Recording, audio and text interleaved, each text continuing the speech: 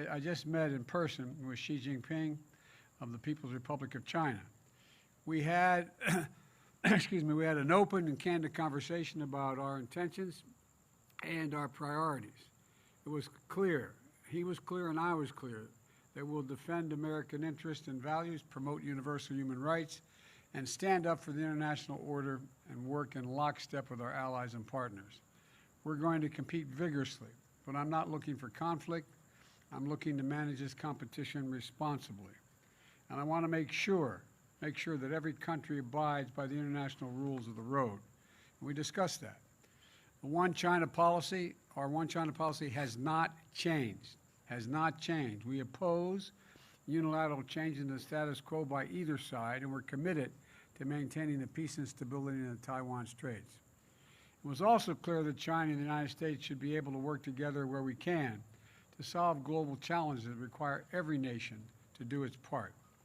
We discussed Russia's aggression against Ukraine, reaffirmed our shared belief in the threat or the use of nuclear weapons is totally unacceptable, and I asked that Secretary Blinken travel to China to follow up on our discussions and continue keeping the lines of communication open between our two countries.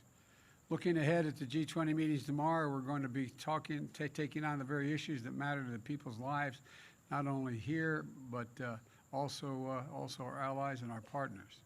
That means tackling the suffering that Russian aggression has unleashed, not just in Ukraine people, but the people around the world, particularly food insecurity, and strengthening the fundamentals of our global economy for everyone. Support for debt relief, reforms for multilateral development banks, investments to bolster global health security, and to make sure the world is better prepared for the next pandemic.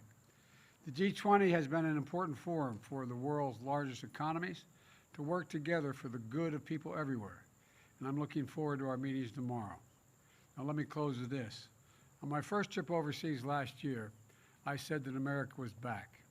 Back at home, back at the table, and back to leading the world. In the year and a half that's followed, we've shown exactly what that means. America is keeping its commitments. America is investing in our strength at home. America is working alongside our allies and partners to deliver real, meaningful progress around the world. And at this critical moment, no nation is better positioned to help build the future we want than the United States of America.